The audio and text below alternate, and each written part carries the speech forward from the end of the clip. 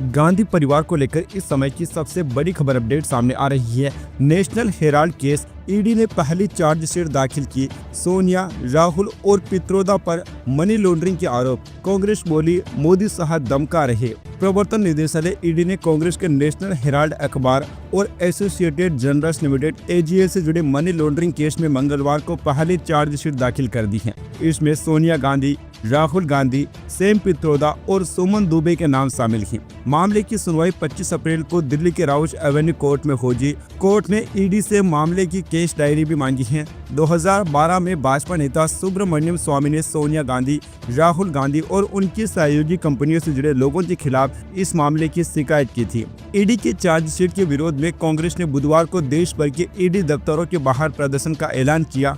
12 अप्रैल 2025 को जांच के दौरान कुर्क संपत्तियों को जब्त करने की कार्रवाई की गई। ईडी ने दिल्ली, लखनऊ और मुंबई में 661 करोड़ रुपए की अचल संपत्तियों को कब्जे में लेने के लिए नोटिस जारी किया था। इससे पहले मंगलवार को ही सांसद प्रियंका गांधी के पति रॉबर्ट वाड्रा ईडी के ऑफिस पहुंचे, जहां उनसे गुरुग्राम के सिकोहापुर लैंड घोटाले में पूछताछ हुई थी। कांग्रेस पार्टी ने इसे बदले की राजनीति बताया। जयराम रमेश ने लिखा, नेशनल हेराल्ड की संपत्ति जब्त करना कानून के शासन का मुखौटा पहने हुए राज्य प्रायोजित अपराध है। सोनिया गांधी, राहुल गांधी और कुछ अन्य लोगों के खिलाफ चार्जशीट दाखिल करना प्रधानमंत्री और गृह मंत्री की ओर से बदले की राजनीति और धमकी के अलावा कुछ भी नहीं है। हालांकि कांग्रेस और उसका नेतृत्व चुप नहीं रहेगा, सत्यमेव जयते। हालांकि बीजेपी ने कहा है कि जो लोग भ्रष्टाचार और सार्वजनिक संपत्ति की लूट में लिप्त थे, उन्हें इसका खामियाजा अब भुगतना पड़ेगा। राष्ट्रीय प्रवक्ता शाहजार पूनावाले बोले, अब ईडी का मतलब डकैती और वंशवाद का अधिकार नहीं है।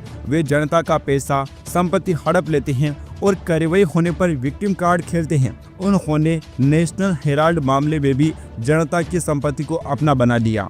दिल्ली के हेराल्ड हाउस, मुंबई के बांद्रा ईस्ट और लखनऊ के विश्वेश्वर नाथ स्थित एजीएल की बिल्डिंग पर नोटिस चिपकाए गए थे। 661 करोड़ रुपए की इन अचल संपत्तियों के अलावा एजीएल के 90.2 करोड़ रुपए के शेयर को ईडी ने नवंबर 2023 में अपराध की आय को सुरक्षित करने और आरोपियों को इसे नष्ट करने से रोकने के लिए कुर्क कर लिया था। जून 2022 में नेशनल हेराल्ड केस में राहुल गांधी से 5 दिनों में 50 घंटे तक पूछताछ हुई थी। फिर 21 जुलाई 2022 को नेशनल हेराल्ड केस में सोनिया गांधी से 3 दिन में 12 घंटे सवाल हुए थे। इस दौरान उनसे 100 से ज्यादा सवाल किए गए थे।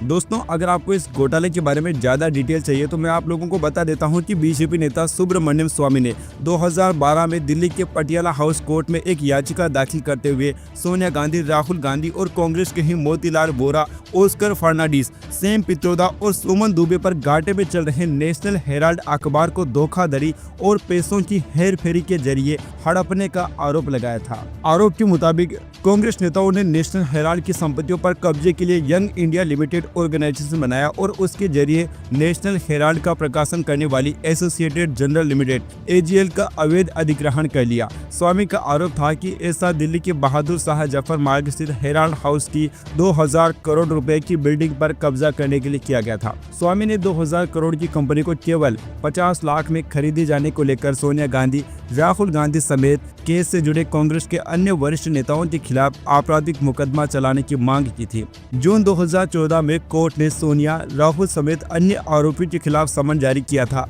अगस्त 2014 में ईडी ने इस मामले में एक्शन लेते हुए मनी लॉन्ड्रिंग का केस दर्ज किया। दिसंबर 2015 में दिल्ली के पटियाला कोर्ट ने सोनिया, राहुल समेत सभी आरोपियों को जमानत दे दी थी। दोस्तों, इससे पहले आप लोग जानते हैं कि अरविंद केजरीवाल भी मनी लॉन्ड्रिंग के मामले में जेल जाकर आ चुके। शराब घोटाले में उनको सजा हुई थी। आपको क्या लगता है, क्या गांधी परिवार के साथ भी ऐसा ही होगा? इस तरह आप लोगों की जो भी राय है, अपनी राय नीचे कमेंट बॉक्स में जरूर बताइए।